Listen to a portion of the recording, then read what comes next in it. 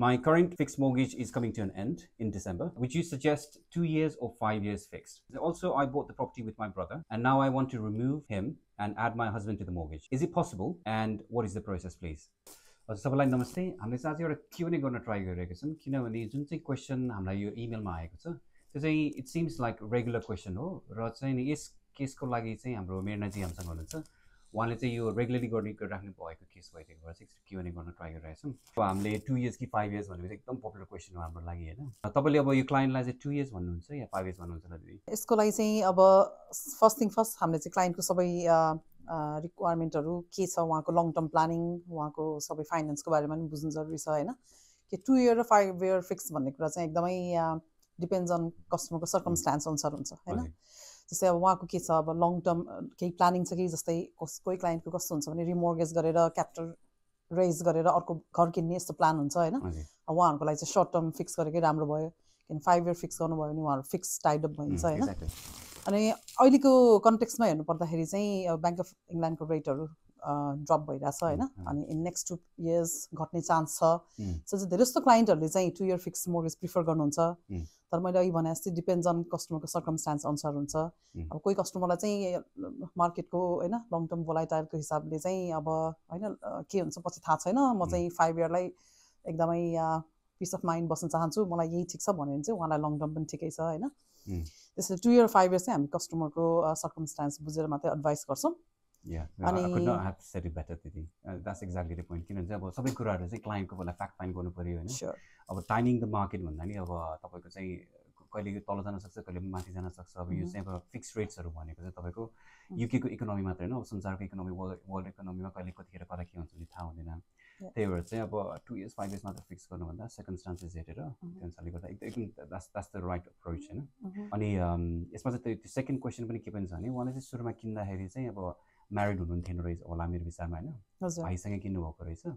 अहिले चाहिँ फेरि हस्बेन्ड भन्नुभएको छ हैन, भनेपछि अब कि इदर पहिला अब हस्बेन्डको काम थिएन होला या चाहिँ अब रिसेन्टली म्यारिड होला। अब यस्तो सिचुएसनमा चाहिँ उहाँले के गर्न खोज्नु भएको छ नि, भाइलाई चाहिँ मोर्गेजबाट निकाल्न आँट्नु भएछ। Is problem wants to be like a by joint property. अनि हस्बेन्डलाई चाहिँ एड गर्न खोज्नु भएको छ हैन। अब यो गर्न मिल्छ कि मिल्दैन होला? या अफ कोर्स मिल्छ, किनभने यो हामीले गरिराख्ने प्रोसेसै हो, एकदम सिम्पल छ यो। यसलाई चाहिँ ट्रान्सफर अफ इक्विटी भनिन्छ। यसमा चाहिँ अब ब्रदरलाई निकालेर मोर्गेज डिडबाट उहाँलाई निकालेर हस्बेन्डलाई राख्न सकिन्छ। अब हस्बेन्डको त्यो अनुसारले हामीले एफोर्डेबिलिटी, इन्कम हैन, क्रेडिटहरु सबै चेक गरेर त्यो हिसाबले चाहिँ अब त्यो मोर्गेज एफोर्डेबल छ कि छैन त्यो हिसाबले उहाँलाई त्यो मोर्गेजमा राख्न मिल्छ। त्यसैले या यसको लागि चाहिँ अब यस्तो कुनै केसहरु तपाईहरुको पनि छ भने आउनुस् हैन, हामी तपाईलाई एडभाइस गर्छौं यसको लागि। एक्ज्याक्टली। अब यो सुरुमा सेटअप गर्दाखेरि चाहिँ कसरी सेटअप गर्नुभयो होला क्लाइन्टले हैन? हाम्रो चाहिँ अब तपाई जुन चाहिँ स्पेशलाइज गर्नुहुन्छ इन्कम बुस्ट मोर्गेजहरुमा चाहिँ अब यसमा चाहिँ भाइलाई टाइटल डिडमा पनि हाल्नु भएको छ कि छैन हैन? नहालिकन पनि मोर्गेज गरेको भए भाइले अब अर्को प्रपर्टी किन्दाखेरि चाहिँ अझै पनि फर्स्ट टाइम बायर हुन्थ्यो। यस्तो कुराहरुको लागि चाहिँ पछि फेरि अब नेक्स्ट भिडियो बनाउँदा हैन जी। अनि अहिलेको लागि चाहिँ यस इट्स पोसिबल हैन। अर्को एउटा क्वेशन यसमा के पनि मैले देखेछु भने अब वी आर इन नोभेम्बर हैन, अलमोस्ट लाइक सेकेन्ड वीक नोभेम्बरमा छौं। उहाँको चाहिँ एन्ड अफ डिसेम्बरमा चाहिँ मोर्गेज सकिने रहेछ हैन। त्यस्तो भएपछि अहिले नै गर्दाखेरि टाइम कति लाग्छ होला यो रिमोर्गेज गर्नको लागि? अब यो प्रोसेसमा चाहिँ रिमोर्गेज मात्रै नभइकन यसमा अब टाइटल अफ डिड ट्रान्सफर गर्नुपर्ने भएकोले अलिकति समय लाग्न सक्छ हैन। अलिकति टाइम चाहिँ टाइटै छ।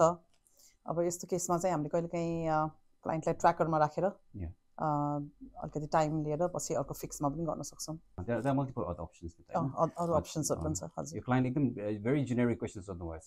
परहॅप्स अब क्लाइन्टलाई कन्ट्याक्ट गरेर फर्दर डिटेल्समा हेरेर त्यो अनुसारले प्रोसिड गर्नु पर्ला हैन। अनि होपफुली अब we can do like a fast track पनि।